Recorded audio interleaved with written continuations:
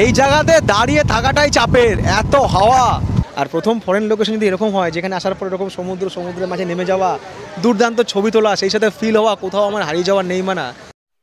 বারবার कहते रहो। শুধু ডিডিএল যে দেখে সুইজারল্যান্ড প্ল্যান করলেই হবে না, কখনো কখনো কাহনা প্যারায় দেখে আসতে হবে হচ্ছে থাইল্যান্ড। এ রে বাবা রে বাবা। সালটা 2000, রিলিজ হলো বলিউডের এক সুপারহিট সিনেমা কাহনা প্যার হ্যায়। এক ইনোসেন্ট তরুণীর হারিয়ে যাওয়ার গল্প নির্জন এক আইল্যান্ডে। সেখান থেকে তাদের ভালোবাসা শুরু, আর মনে ঝড় তোলা সেই গান আজও বর্তমান প্রজন্ম যখন এই গানটা শুনে, তখন তাদের মন বারবার ছুটে যেতে চায় এক অপরের হাত ধরে ওই নীল সাগরের কিনারায়। ডিডিএল যে সিনেমা দেখে সুইজারল্যান্ড যাওয়ার স্বাদ থাকলেও সাধ্য হয়তো সকলের নেই, কিন্তু আজ যে জায়গার গল্প আপনাদের শোনাবো, এটা দেখার পর বঙ্গ প্রবীণ থেকে নবীন সবার নেক্সট ডেস্টিনেশন হয়তো এটাই হতে চলেছে। এবং থাইল্যান্ড দেশ সম্পর্কে আমাদের কারো কারো মনে যে কুরুচিকর চিন্তাভাবনা রয়েছে, আজকে এই ভিডিওর মাধ্যমে হয়তো তার অবসান হলেও হতে পারে। আর একটা প্রশ্ন আমার প্রতিও আসতে পারে, আমাদের কবে নিয়ে যাবেন? 25শে অক্টোবর 2025 আমাদের গ্রুপ ট্যুরের দ্বিতীয় দিন। সাত সকালেই গল্পের শুরু ব্রেকফাস্টের টেবিল থেকে। সবাইকে সুপ্রভাত। আজ হচ্ছে 25শে অক্টোবর 2025, স্থানীয় সময় সকাল 8:21। ঘুম থেকে উঠতে আমার অনেকটা দেরি হয়ে গিয়েছে। আর আজকের প্ল্যান অনুযায়ী আমাদের এই হোটেল থেকে ব্রেকফাস্ট করে বেরিয়ে পড়তে হবে ক্র্যাভির 4 আইল্যান্ড ট্যুরের উদ্দেশ্যে। একটা 4 স্টার ক্যাটাগরির হোটেলে বুফে ব্রেকফাস্টে যা যা আইটেম থাকে, এখানেও কিছু কম নেই। চা কফি থেকে শুরু করে বিভিন্ন রকম juice, salad, fruits, bakery item, noodles, fried egg, chicken, rice, sausages. সময়ের নিরিখে সব কিছু টেস্ট করা কিংবা স্বাদ ব্যাখ্যা করা হয়তো সম্ভব নয়, তাই যেটুকু পারলাম প্লেটে তুলে টেবিলে বসে গেলাম। আমাদের টিমের আমি শেষ ব্যক্তি যার ব্রেকফাস্ট এখন শুরু হলো। দুদিন না ঘুম হয়নি, বাড়িতে এডিটিংয়ের কাজ টাজ করছিলাম, তারপরে আবার আগের দিন রাত্রি জেগেছি, এখানে এসেছি। এবার কালকে উচিত ছিল তাড়াতাড়ি ঘুমিয়েও পড়েছিলাম মোটামুটি 11:30টার দিকে। বাট ওই যে হয় না, দুদিনের ক্লান্তি, দুদিনের ঘুম যখন আমাদের উপর থাকে, তখন ভুলে যায় যে আমাদের পরের দিন সকাল 4:30টায় ব্রেকফাস্ট করতে হবে। তো ঠিক আছে, অসুবিধা নেই, আমাদের বাস চলে এসছে। যে বাসে করে আমরা গতকাল ফুকেট এয়ারপোর্ট থেকে এই ক্র্যাভিতে ট্রান্সফার হয়েছিলাম, সেই বাসে চড়েই আর কি যেতে হবে হচ্ছে সেই জেটি পয়েন্টের কাছে বা বোট পয়েন্টের কাছে, যেখান থেকে আমাদের বোট রয়েছে ক্র্যাভির যে 4 আইল্যান্ড ট্রিপ হয় সেখানে যাওয়ার জন্য। 10 মিনিটের বাস সফর হবে, 10 মিনিটের। তারপরে একদম আমাদের বোটে উঠতে হবে। ট্রিপের দ্বিতীয় দিনের শুরু থেকেই স্থানীয় গাইড আমাদের সঙ্গে ছিলেন। উনি বলে দিচ্ছিলেন আমাদের সারাদিনের অ্যাক্টিভিটি কী হতে পারে। এছাড়াও আমাদের ট্রিপের একটা মোটো ছিল যে এক্সট্রা কোনো টাকা কাউকে যেন খরচ করতে না হয় সাইট সিংয়ে বেরিয়ে, বিশেষ করে কোনো অ্যাক্টিভিটি বা ট্রান্সফার করার ক্ষেত্রে। মিনিট 5 পরেই দেখা মিলল ক্র্যাভির সমুদ্র সৈকত, যার নাম আওনাং সি বিচ। এটা হচ্ছে আওনাং বিচ।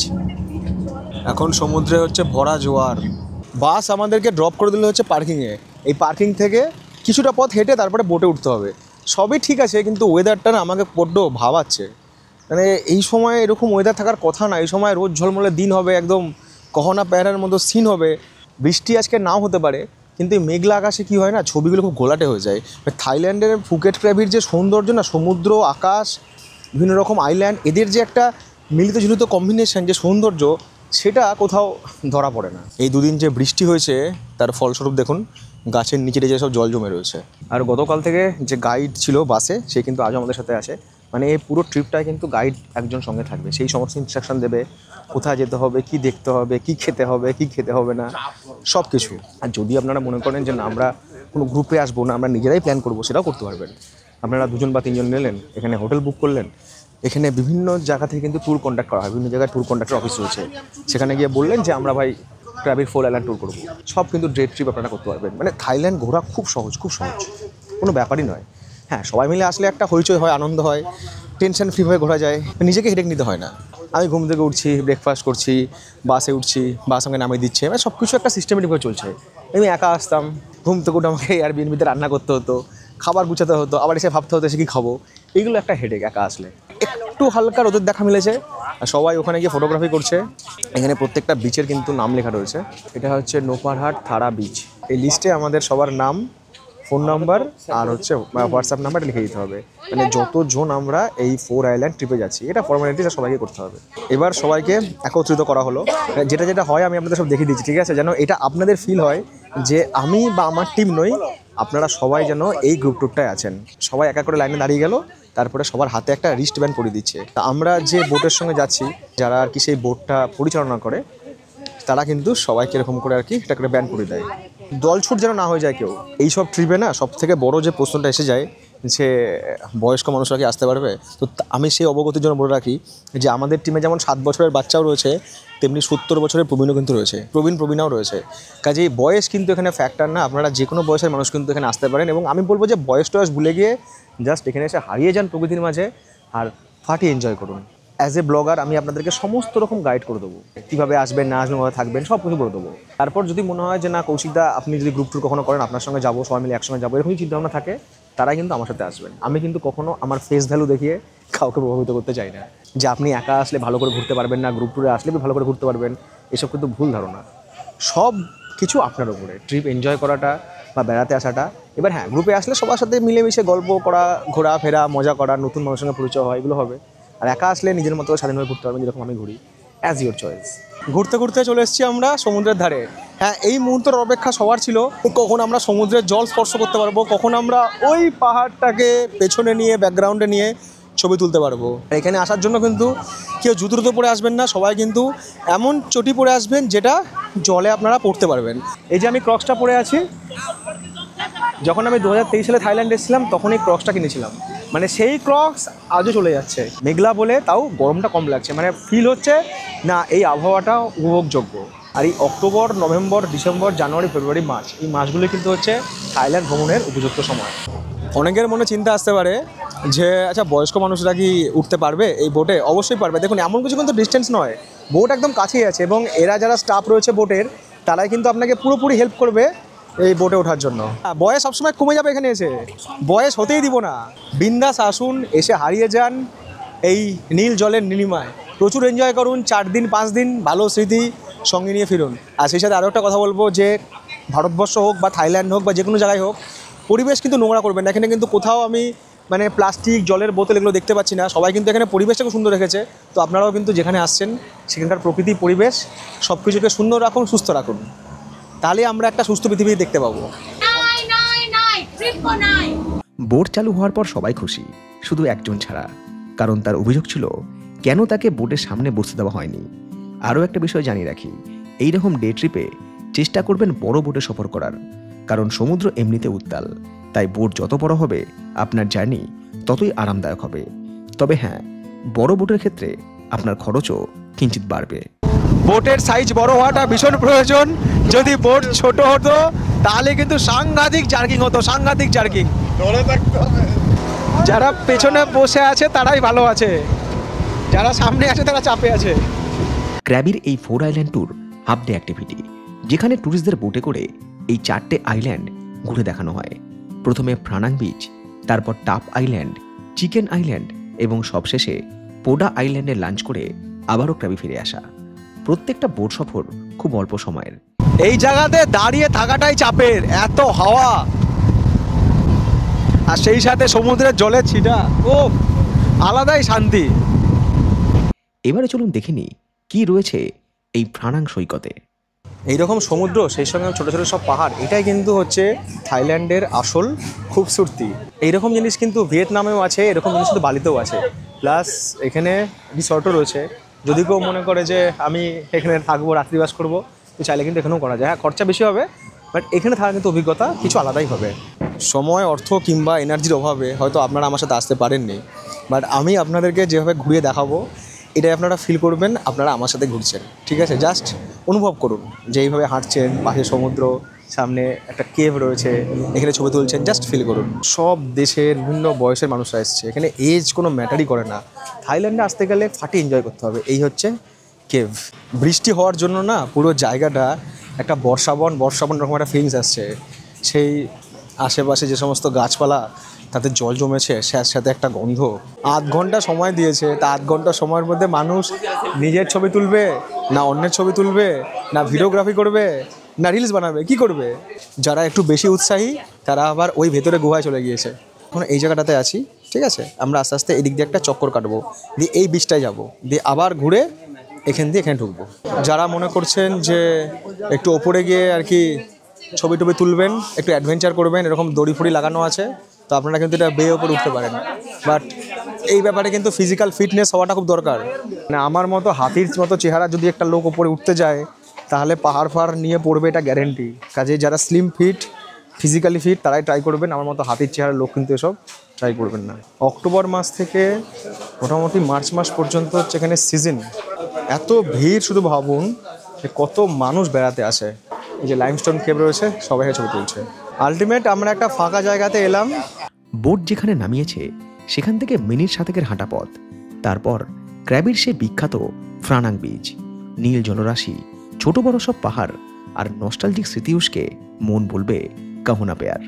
সমুদ্রে তখন হাই টাইড, স্বভাবতই জল অনেকটাই কাছে, তবু পর্যটকদের উৎসাহে বিন্দুমাত্র কমি নেই, বিশেষ করে আমাদের জুনিয়রের। যেদিন থেকে দেখে যে থাইল্যান্ড যাবো সেদিন থেকে শুধু সার্চ করেছে যে এখানে কি আছে, আর যেদিন থেকে জানতে পেরেছে সমুদ্র আছে, ব্যাস ওর কিছু চাই না আর। সমুদ্রে এখন জোয়ার রয়েছে, জল অনেকটা এগিয়ে এসছে, কিন্তু মানুষের আবেগকে কন্ট্রোল করা এখানে ভীষণই মুশকিল, কারণ মানুষের আবেগ জোয়ারের ওপর দিয়ে ছাপিয়ে যায়। কল তো প্রচুর মজা করছে, যারা এখানে এসে তারাও প্রচুর মজা করছে। আর আপনাদেরকে বলবো যে আসুন থাইল্যান্ডে, ফুকেট ক্র্যাবে আসুন, প্রচুর প্রচুর এনজয় করতে পারবেন।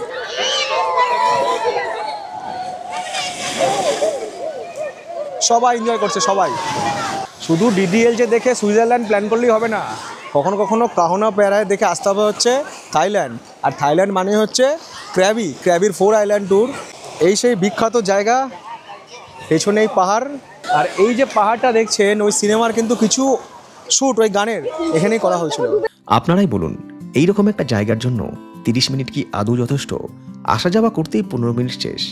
কখন বা ছবি তুলবো, কখন রিলস বানাবো, আর কখনই বা এক অপরের হাত ধরে নীল জলে পা ডুবিয়ে বলবো আমি কি বলেছিলাম যে এই জায়গায় এসে এখানকার সৌন্দর্যে হারিয়ে গিয়ে মানুষ হয়তো তার সময় জ্ঞান খেয়াল নাও রাখতে পারে। তো আমরা এই মুহূর্তে বোটে চলে এসেছি, কিন্তু আমাদের বোট পুরোপুরি ফুল হয়নি, কারণ আমার মনে হচ্ছে যে এখনও কিন্তু অনেকেই এসে পৌঁছায়নি। ফ্রানাং বিচ থেকে মিনিট 10 বোট সফর করে আমরা পৌঁছে গেলাম টাপ আইল্যান্ডে। এবার একটু মেঘটা কেটেছে, আর মেঘটা কেটে যাওয়ার পর থাইল্যান্ডের যে সমুদ্রের কালার সেটা কিন্তু ক্যামেরা ধরা পড়ছে, খুব সুন্দর, খুব সুন্দর। তাও টুকটুক করে বৃষ্টি হচ্ছে, আর জলের শুধু কালারটা দেখুন। এই জলে কিন্তু কোরালস রয়েছে, আর এই আইল্যান্ডে কিন্তু সবাই আসে হচ্ছে সুইমিং করার জন্য, মানে সুইমিং করার জন্য সেরা জায়গা। আর ওই যে পাহাড়টা দেখুন দূরে, পাহাড়ের মাথায় মেঘ, সব মিলিয়ে একটা ফাটাফাটি দৃশ্য যাকে বলে। এইদিকে রয়েছে টাপ আইল্যান্ড, এখানে সবাই সুইমিং করে এই জায়গাটাতে। আর এখানে একটা রয়েছে স্যান্ড ব্যাংক, এই স্যান্ড ব্যাংকটা খুব সুন্দর সুইমিং করার জন্য বা স্নান করার জন্য। সব মিলিয়ে এখানে আমাদের সময় দিয়েছে 8 ঘন্টার মতো। এই 8 ঘন্টার মধ্যে ছবি তোলা, ভিডিও করা, তারপরে হচ্ছে সুইমিং করা, যা করার সব কিছু করে নিতে হবে। বাচ্চারা আসলে তো প্রচুর এনজয় করবে, শুধু বাচ্চা কেন, বাচ্চা বয়স্ক এখানে সবাই এনজয় করছে, সবাই। আর সব জায়গায় ফোনের নেটওয়ার্কও রয়েছে, আপনারা চাইলে কিন্তু আপনাদের ফ্যামিলির কাউকে ভিডিও কলেও জায়গা দেখাতে পারবেন, বা এখানকার যে ছবি সেটা কিন্তু পাঠিয়ে দিতে পারবেন, বা আপনার যে সোশ্যাল মিডিয়া অ্যাকাউন্ট সেখানেও কিন্তু ভিডিও আপলোড করতে পারবেন। আন্দামানও এরকম একটা আইল্যান্ড রয়েছে, রস আইল্যান্ড আর হচ্ছে স্মিথ আইল্যান্ড। তো সেখানেও কিন্তু এই দুটো আইল্যান্ড এই স্যান্ড ব্যাংকে এক অপরের সঙ্গে জোড়া। এখানে একটা ন্যাশনাল পার্ক রয়েছে, সেই ন্যাশনাল পার্কে কিন্তু এন্ট্রি ফি রয়েছে। এখানে ফরেনারদের জন্য হচ্ছে অ্যাডাল্ট 200 ভাট আর চাইল্ডের হচ্ছে 100 ভাট। তো অনেকে কিন্তু এই ন্যাশনাল পার্কটা দেখতে যাচ্ছে। প্লাস এখানে ছোটোখাটো দোকানও রয়েছে, যেখানে আপনারা কিন্তু টুকটাক খাওয়া দাওয়া করতে পারবেন। যদি মনে করেন একটু কফি টাবে খাবো, ডাব খাবো, একটু কোল্ড ড্রিঙ্কস খাবো, চিপস খাবো, সেই খাওয়া দাওয়া কিন্তু আপনারা এখানে করতে পারবেন। মানে সব মিলিয়ে একটা ফাটাফাটি জায়গা। সবাই তো এখানে ফটো তুলছে। প্রত্যেকটা আইল্যান্ড হচ্ছে সুন্দর। টিপটিপ বৃষ্টির মাঝেই কখনো কখনো রোদ উঠছে, আর রোদ ওঠার পর যখন সেই রোদের রিফ্লেকশন জলে এসে পড়ছে, তখন এখানকার জলের যে কালার সেটা কিন্তু আরও সুন্দরভাবে ক্যামেরা ধরা পড়ছে। আর এখানে আসার পর প্রত্যেকটা মানুষের মনে কিন্তু অজানাই একটা আনন্দের ঢেউ, কারণ অনেকেই আছে আমাদের সাথে এসছে যাদের এটা হচ্ছে প্রথম ইন্টারন্যাশনাল ট্রিপ, প্রথম ফরেন ট্রিপ। আর প্রথম ফরেন লোকেশন যদি এরকম হয়, যেখানে আসার পর এরকম সমুদ্রের মাঝে নেমে যাওয়া, দুর্দান্ত ছবি তোলা, সেই সাথে ফিল হওয়া কোথাও আমার হারিয়ে যাওয়ার নেই মানা, তাহলে মানুষ তো আলাদাই কিছু মানে আনন্দে ডুবে যায়। হালকা রোদ ওঠার জন্য সমুদ্রের জলের যে কালার, বিশেষ করে যে জলে কোরালস রয়েছে, সেই জলের কালার কিন্তু আরও সুন্দরভাবে ফুটে উঠছে। আর সেই সাথে মানুষ কিন্তু প্রচুর এনজয় করছে, ছবি তুলছে। ছবি তোলার জন্য, ভিডিও বানানোর জন্য, রিলস বানানোর জন্য আমি বলবো হচ্ছে সেরা জায়গা। বারবার মনে হবে জলে নামি, বারবার মনে হবে সেলফি তুলি, বারবার মনে হবে ভিডিও করি। স্বচ্ছ জল, জলের নিচে সব কোরালস, এগুলো হচ্ছে সব কোরালস। যে আইল্যান্ডে কোরাল থাকে সেখানকার জল স্বচ্ছ হয়। আর জলে যদি আপনারা নামতে চান, আপনারা যে বোটে করে আসছেন সেই বোটে কিন্তু প্রত্যেকটা বোটে প্রত্যেকের জন্য লাইফ জ্যাকেট রয়েছে। আপনারা কিন্তু লাইফ জ্যাকেট নিয়েই জলে নামবেন, লাইফ জ্যাকেট পরে জলে নামবেন, কারণ এখানে জলের কিন্তু টান রয়েছে। ঠিক আছে, সমুদ্রের মাঝ বরাবর তো এটা জলের টান রয়েছে, তো নিজের সেফটির জন্য কিন্তু লাইফ জ্যাকেট পরে তবে কিন্তু সমুদ্রে নামবেন। উদাহরণ দিলে কপিরাইট আসবে কিনা তা জানি না, তবুও জানিয়ে রাখি কহনা প্যার হ্যায় গানের কিছু দৃশ্য এই আইল্যান্ডেও দৃশ্যায়িত হয়েছে। লো টাইডের সময় এই আইল্যান্ডের সৌন্দর্য সত্যি চিত্তাকর্ষক। অলরেডি টাইম হয়ে গেছে 11:44। আমাদের যে গাইড সে আমাদেরকে বারবার করে ডাকছে চলো চলো চলো বলে, সবাই বলে চলে আসো। আসলে এইসব জায়গায় আসার পর না কারো আর মানে এখান থেকে যেতে ইচ্ছা করে না। থাইল্যান্ড যারা ট্রিপ করছেন সেক্ষেত্রে আমি কিন্তু বলবো যে আপনাদের কিন্তু পোশাকের, বিশেষ করে মেয়েদের পোশাকের কিন্তু একটা অন্যরকম কালেকশন দরকার। দারুণ দারুণ পোশাক কিনুন, দরকার হলে গুগলে সার্চ করুন ড্রেস ফর থাইল্যান্ড ট্যুর, দেখবেন অনেক সাজেশন চলে আসবে, অনেক অনলাইন ওয়েবসাইট আছে, বা আপনারা দোকান থেকেও পোশাক কিনতে পারেন। সেসব পোশাক পরে আসুন, দারুণ ছবি তুলুন, প্রচুর মজা করুন। প্রচুর মস্তি হচ্ছে। আমি কোনো দিকে তাকাতে দিচ্ছি না, এদিকে তাকাচ্ছি বলছে এইদিকে তাকাও, মুখ ঘুরিয়ে দিচ্ছে, কোনো দিকে তাকাতে দিচ্ছে না, মানে দৃষ্টি বিনিময় কোনো হচ্ছেই না। ওই জন্য আমি কালো সানগ্লাস পরে নিয়ে ব্ল্যাক গেম খেলছি। ক্র্যাবির যে 4 আইল্যান্ড ট্যুর হয় তার মধ্যে একটা সাইট সিন আছে যেটা হচ্ছে চিকেন আইল্যান্ড, আপনারা কখনো দেখবেন। বাট এই চিকেন আইল্যান্ডের ছবি কিন্তু এখান থেকে তুলতে হবে। এখানে 5 মিনিটের বোট স্টপ দিয়েছে, তো এই বোটে দাঁড়িয়ে কিন্তু এখানকার চিকেন আইল্যান্ডের ছবি তুলতে হবে। কিছুই না, ওই পাহাড়ের যে মাথাটা সেটা ক্ষয়প্রাপ্ত হয়ে অনেকটা মুরগির গলার মতো দেখতে, তাই এই আইল্যান্ডের নাম হচ্ছে চিকেন আইল্যান্ড। যখন ভাটা থাকে না তখন ওই আইল্যান্ডটা, ওই যে টাপ আইল্যান্ড আর এই যে চিকেন আইল্যান্ড, এই দুটোর মধ্যে কিন্তু যাতায়াত করা যায়। সমুদ্রের মাঝখান দিয়ে কিন্তু দেখুন এরকম রাস্তা রয়েছে, কিন্তু এখন যেহেতু জোয়ার রয়েছে, এখন জলের ঘনত্ব অনেকটাই বেশি, জলের পরিমাণ বেশি, সেহেতু কিন্তু এখন আর যাতায়াত করতে দিচ্ছে না। ওখানে একটা ডেঞ্জার বোর্ড লাগিয়ে রেখে দিয়েছে, নাহলে কিন্তু দুটো আইল্যান্ড টুইন আইল্যান্ড এক অপরের সাথে কিন্তু কানেক্টেড। জলের গভীরতা 5 মিটার, তার কারণ হচ্ছে এখন হচ্ছে হাই টাইড জোয়ার চলছে, ওই জন্য জল কিন্তু অনেকটা এগিয়ে এসছে। যদি ভাটা থাকে তখন জল পিছিয়ে থাকে, তখন অতটা প্রবলেম হয় না। তা আমাদের বোটে সবাইকে জিজ্ঞেস করছিল যে কারা আপনারা সুইমিং জানেন, যারা সুইমিং জানেন তাদেরকে লাইফ জ্যাকেট তো বোটে আছে, সেই সঙ্গে স্নরকেলিং যে কিট সেটা কিন্তু এরা প্রোভাইড করবে ফ্রি অফ কস্ট। আমাদের বোটে অধিকাংশ মানুষই সাঁতার জানে না। স্নরকেলিং করার জন্য যে সাঁতার জানতে হবে তার কোনো মানে নেই, কিন্তু মানে একটা রিস্ক থেকেই যায়, যেহেতু জল অনেক গভীর। এই জায়গায় জলের গভীরতা অনেকটাই বেশি, তার উপরে আবহাওয়া খুব একটা ভালো নয়। এইদিকে আমাদের জুনিয়র লাইফ জ্যাকেট পরে আগেই জলে নেমে গিয়েছে, বাকিরাও এক এক করে জলে নামছে, বিশেষ করে যারা সাঁতার জানে। স্বভাবতই আমাকেও নামতে হলো।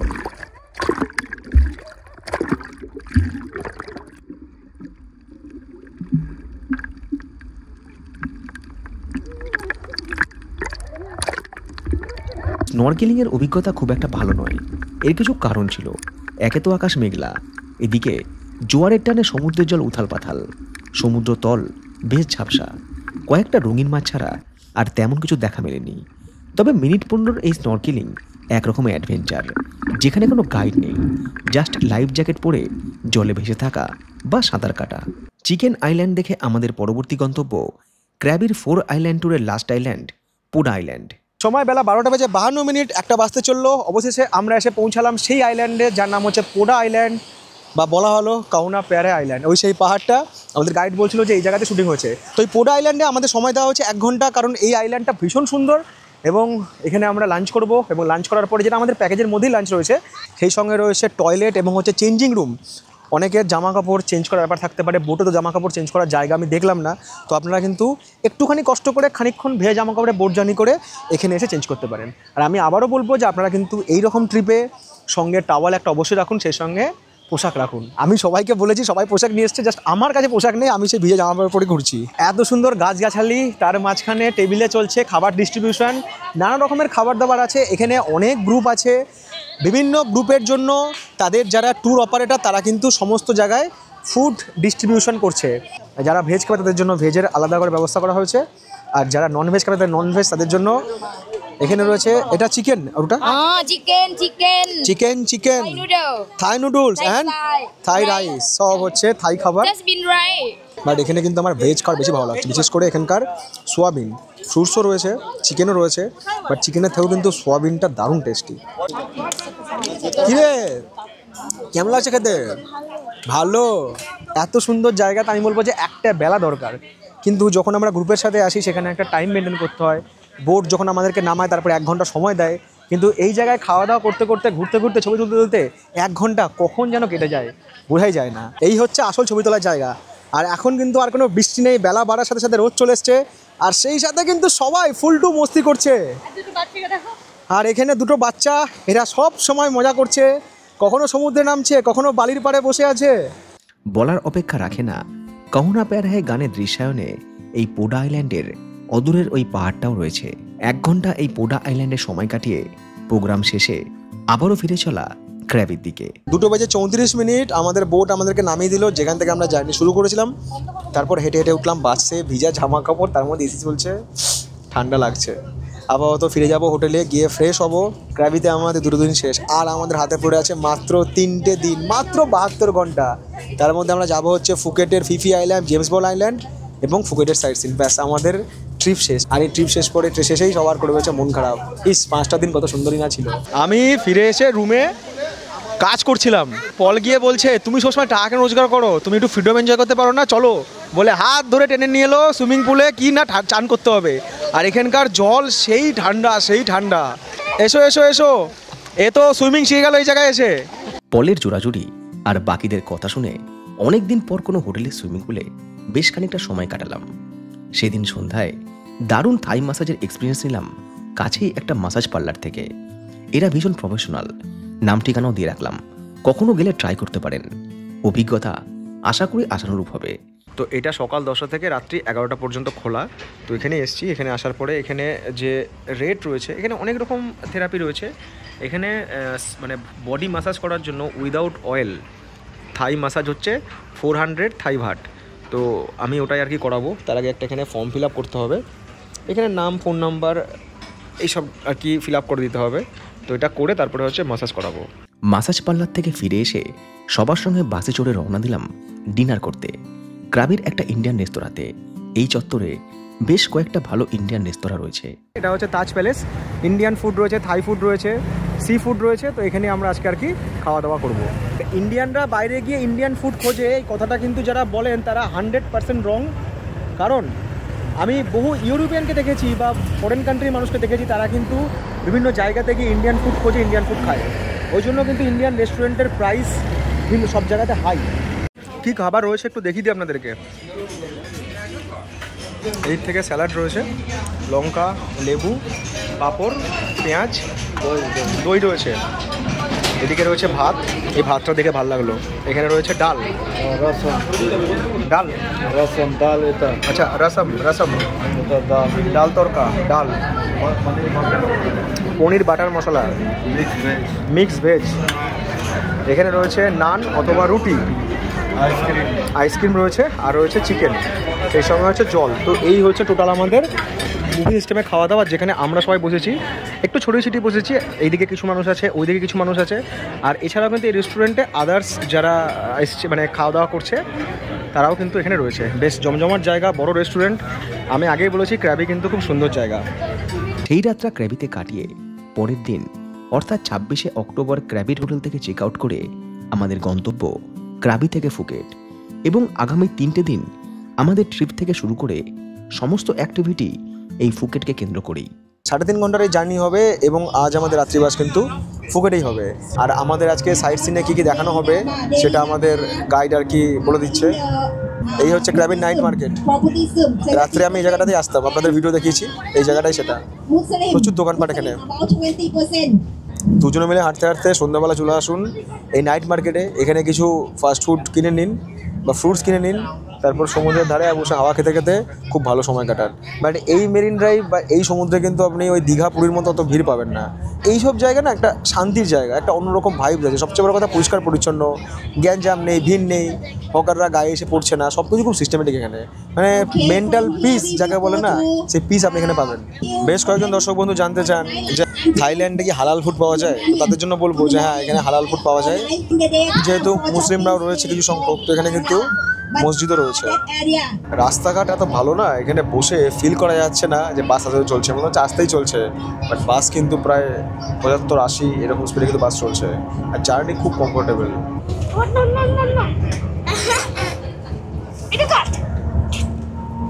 এই মারবো, বলকে মারবো। পল দুষ্টুমি করছে। পলকে বাস থেকে নামিয়ে দেবো?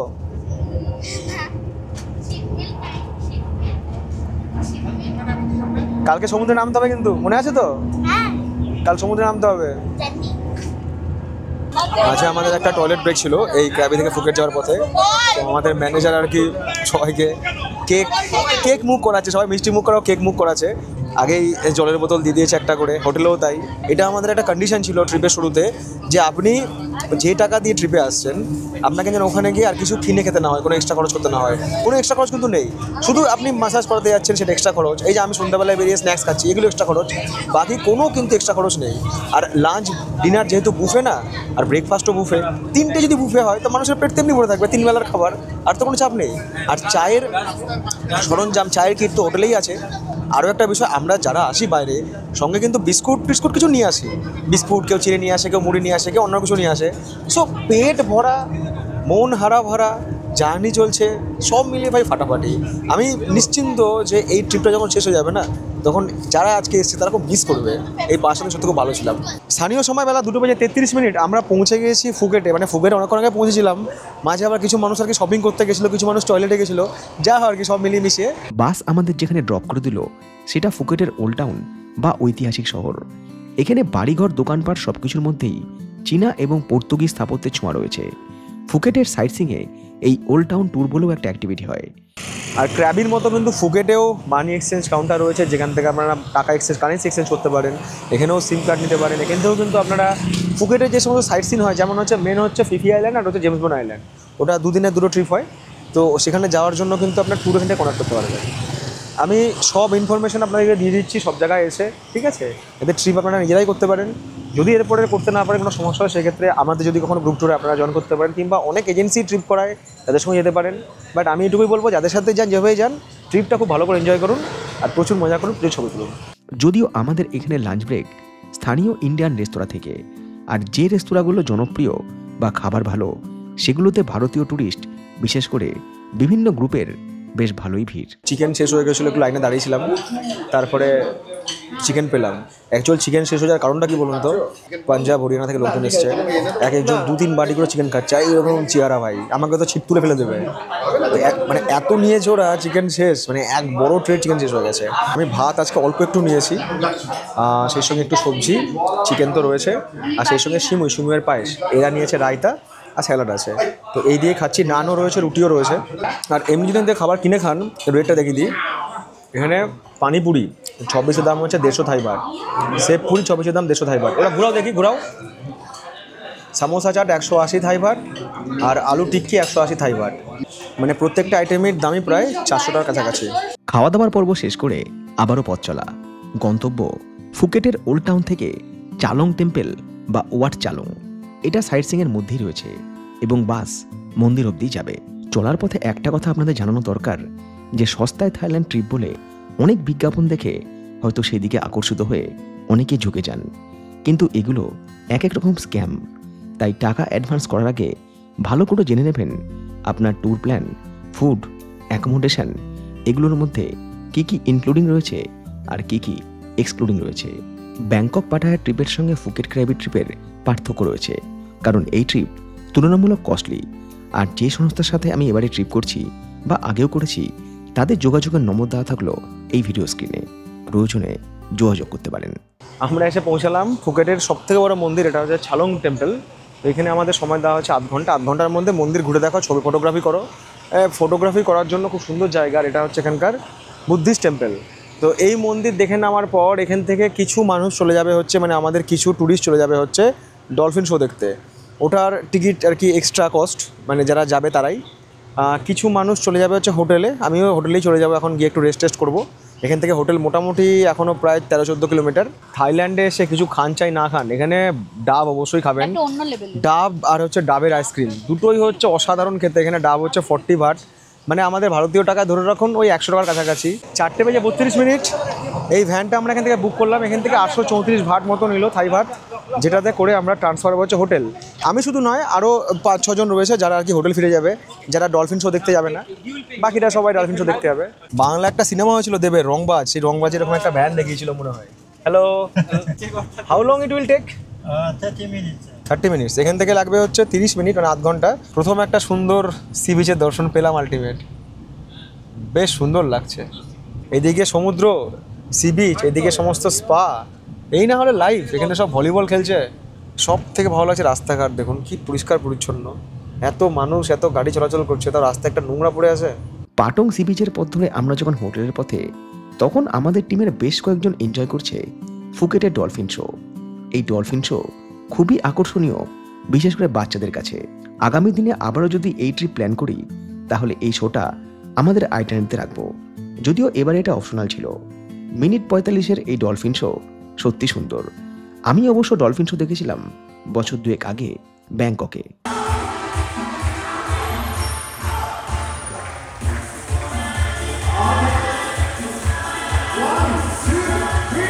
ফুকেটে আমরা 3 দিনের জন্য বুক করেছিলাম ফিশারম্যান হারবার হোটেল। এটাও 4 স্টার ক্যাটাগরির হোটেল। ক্যাব আমাদের হোটেলের সামনে ড্রপ করলো। আমরা সবাই ওখানে পাসপোর্ট দিলাম, পাসপোর্ট দেওয়ার পর রুম দিয়ে দিল। শুধু জিজ্ঞেস করছিল যে কোন ফ্লোরে নেবেন, তা আমি নিয়েছি হচ্ছে 4th ফ্লোরে। কেউ 4th নিয়েছে, কেউ 5th নিয়েছে, কেউ 6th নিয়েছে, ইচ্ছে মতো, ঠিক আছে, ওদের কাছে অপশন রয়েছে। এবার সেরকম রুম নিয়েছি। মানে আমি ব্লগার, আমি এখানে এসে অতিরিক্ত সুযোগ সুবিধা পাবো, আমি ভালো রুমে থাকবো, বাসের সামনে বসবো, এরকম কোনো কিন্তু ব্যাপার নেই। সবাই এখানে সমান। এখানে আমার রুম হচ্ছে 406। বাহ কি ভিউজ! অনেকটা বড় বারান্দা, নিচে রয়েছে সুইমিং পুল, ওখানে রয়েছে বার, আর এখানে মনে হয় বাঙালিরাও রয়েছে, কারণ গামছা পরে অনেকে নেমেছে। নয় এখানে এসে 2-4 দিন থেকে যাই। রুমটা দেখাই। টিভি তো চলছে, সেই সঙ্গে ইলেকট্রিক কেটেল রয়েছে, ছোট ফ্রিজ রয়েছে, অনেকটাই বড় বিছানা, কিং সাইজ বেড, টয়লেটটা কিন্তু অনেকটাই বড়, হেয়ার ড্রায়ারটা রয়েছে, বাথ কিট রয়েছে, এখানে ওয়ার্ড্রপ রয়েছে, যেখানে সেফ রয়েছে, চপ্পল রয়েছে, ছাতা রয়েছে, এখানে চেয়ার টেবিল রয়েছে বসে কাজ করার জন্য। আর এই সব রুম কিন্তু হচ্ছে নো স্মোকিং রুম। তবে তো একটু ফ্রেশ হই, একটু চাটা বানিয়ে খাই, ইলেকট্রিক কেটেল রয়েছে, তারপর দেখা যাক আজকে সন্ধ্যাবেলার কী কার্যক্রম হয়। ফুকেটের এই হোটেলটার লোকেশন খুবই ভালো। পায়ে হাঁটা দূরত্বেই রয়েছে massage parlour, street food, shopping market, এইসব। সেই দিন সন্ধ্যায় টিমের প্রায় সবাই গিয়ে হাজির মাসাজ পার্লারে। কি হয় এই মাসাজ পার্লারে, এই কৌতূহলের অবসান হোক আজ রাতেই, এমনই একটা ব্যাপার। ফুড ম্যাসাজ করার পর সবার আর কি রিল্যাক্স ফিল হচ্ছে। হাজব্যান্ড ওয়াইফ সবাই কিন্তু ম্যাসাজ করেছে। কেউ ফুট মাসাজ, কেউ ফুল বডি মাসাজ। সবাই এক বাক্যে স্বীকার করেছিল থাই মাসাজ মানেই ইটস ম্যাজিক। ফিরবো আমাদের গ্রুপ ট্যুরের আরও অনেক টুকরো টুকরো অভিজ্ঞতা নিয়ে থাইল্যান্ড সিরিজের পরবর্তী পর্বে। আজকের পর্ব এই পর্যন্তই।